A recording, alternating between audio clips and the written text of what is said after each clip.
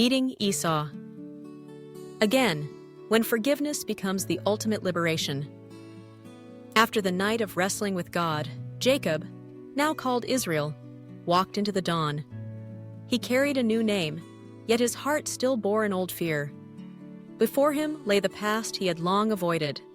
Esau, the brother he once deceived, the man who had sworn to kill him. The journey of awakening could not be complete until his soul faced its final test, the test of forgiveness. 1. The return filled with unease, Jacob prepared for the encounter with trembling. He divided his wealth into herds, sending them ahead as gifts in hopes of softening his brother's heart. He prayed, pleading for grace, for he knew no possession can heal a wounded spirit. Some wounds can only be healed by something higher, love. 2. The decisive moment. Then on the horizon, Esau appeared with 400 men. Jacob trembled. Step by step, he bowed low, 7 times, humbling himself before his brother. One nod from Esau, and everything could have ended in blood. The moment was suffocating, but instead of a sword, there came an embrace. Esau ran toward Jacob, wrapped his arms around him, and they both wept. Those tears were not of weakness, but of release. Forgiveness does not mean forgetting. Forgiveness means refusing to let the past imprison the present.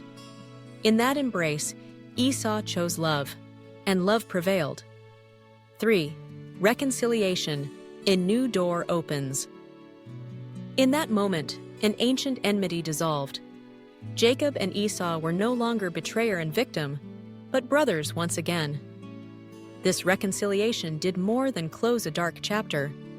It opened a sacred doorway, the doorway to freedom, the doorway to peace, the doorway to a new life. 4. The lesson of forgiveness. Forgiveness is not weakness. It is the strength of a mature soul. Forgiveness cannot change the past, but it transforms the way we live in the present and the way we step into the future. The embrace of Jacob and Esau was not only liberation for 2 men, it was liberation for their lineage. Hatred is a chain passed down, from parent to child, from nation to nation. But forgiveness is the light that shatters that chain, breaking the cycle of suffering. When you forgive, you do not only set the other free, you set yourself free.